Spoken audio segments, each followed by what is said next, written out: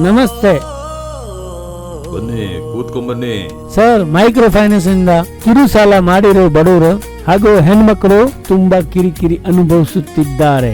ಈ ಸಾಲ ವಸೂಲಿಯವರು ತುಂಬಾ ಒತ್ತಡ ಆಗ್ತಿದ್ದಾರೆ. ಟೂರ್ ಬಿಟ್ಟು ಹೋಗಿದ್ದಾರೆ ಬಹಳ ಜನ. ಒಬ್ರು ನೇಣ್ ಹಾಕೊಂಡ್ರು ಸರ್. ಅದಕ್ಕೆ ಏನಾದ್ರೂ ಪರಿಹಾರ ಮಾಡ್ಬೇಕು ಸರ್ ನೀವೇ.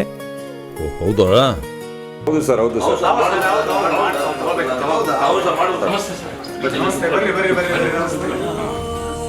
ಕೂತ್ಕೊಳ್ಳಿ ಕೂತ್ಕೊಳ್ಳಿ.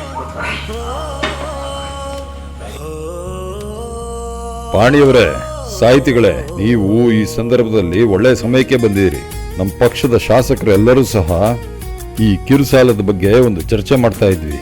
ಏನು ಜನ ತುಳಿತುಕೊಳ್ಳಕ್ ಪಡ್ತಾ ಇದ್ದಾರೆ, ನೊಂದಿದ್ದಾರೆ, ಯಾರಿಗೆ ತೊಂದರೆ ಆಗ್ತಾ ಇದೆ ಅನ್ನೋದ್ರ ಬಗ್ಗೆನೇ ಚರ್ಚೆ ಮಾಡ್ತಾ ಇದ್ವಿ. ಒಳ್ಳೆ ಸಮಯಕ್ಕೆ ಬಂದ್ರಿ ಸಾಹಿತಿಗಳೇ. ಸರ್, ಈ ವಿಚಾರದಲ್ಲಿ ನನಗೂ ಮಾಹಿತಿ ಬಂದಿದೆ. ನಮ್ಮ ತಾಲೂಕಿನಲ್ಲಿ ಗಂಗಾ ಎಂಬ ಒಬ್ಬರು ಆತ್ಮಹತ್ಯೆ ಮಾಡಿಕೊಂಡಿದ್ದಾರೆ ಎಂಬುದು ನನ್ನ ಕಿವಿಗೆ ಬಿದ್ದಿದೆ. ಈ ವಿಚಾರದಲ್ಲಿ ಒಂದು ಕೆಲಸ ಮಾಡ್ಬೋದಲ್ಲ? ಏನ್ ಸರ್ ಅದು? ನೀವು ಈ ವಿಚಾರ ತಗೊಂಡು ಯಾಕೆ ಜನಕ್ಕೊಂದು ಒಳ್ಳೆ ಸಂದೇಶ ಕೊಡಬಾರ್ದು? ಸಿನಿಮಾ ಮಾಡೋ ಮುಖಾಂತರನ.